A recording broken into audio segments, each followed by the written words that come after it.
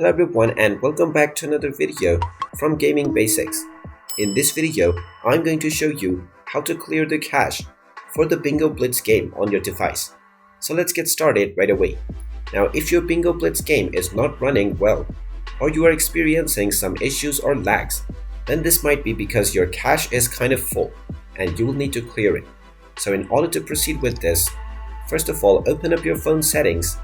And now from the settings page, scroll down and tap on apps.